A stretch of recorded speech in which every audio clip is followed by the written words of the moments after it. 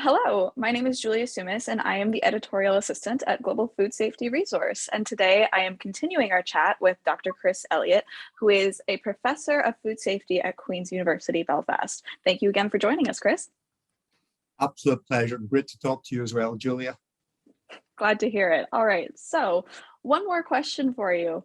In your career, you've expressed a lot of concern about the authenticity of foods that are sold online, even likening the internet to the Wild West of food markets. So, what recommendations would you give to online food retailers that want to ensure the integrity of the foods that are being sold on their platforms? Yeah. So my expression, the Wild West, is absolutely true. Now, lots and lots of us buy food online, and it can be, let's say, from big retailers, it can be from Walmart or somebody else. Don't fret about that because they've got a massive infrastructure behind them. They make sure everything they sell online. But if you go to some of the other e-commerce routes, and I won't mention names because they'll only sue me, okay?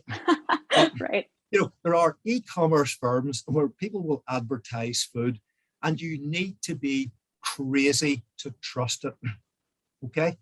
Because Right. there is no checking inspections of what they're doing there. So the chances of you actually getting what you think you're buying are pretty slim. So be very wary. Right. That's a great answer. And I think it's definitely something to keep in mind, especially as we continue to put more of our lives online and more of our shopping habits online. So, in that case, do you have any advice for food businesses to protect themselves from this type of fraud? Well, I think for food businesses themselves, large companies tend to have good infrastructure, good technical teams. Often they can look after themselves. Smaller companies, that's where you really struggle Mhm. because your suppliers can change and many things can happen. So what we would always say is check your supplier. Who else are they supplying to? If they're supplying to some of the big guys, the big retailers, they're pretty much that you can trust them because the retailers will have some degree of checking, auditing, and inspections. If somebody phones you up and offers you something that's too good to be true, it is. Don't touch it. Don't buy it. Okay.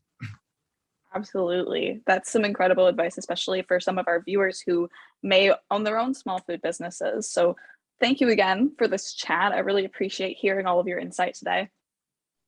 Absolute pleasure and great talking to you, Julia. Great talking to you as well. All right. Well, this has been Julia Sumis for Global Food Safety Resource. Thank you all again for joining us, and I will see you next time.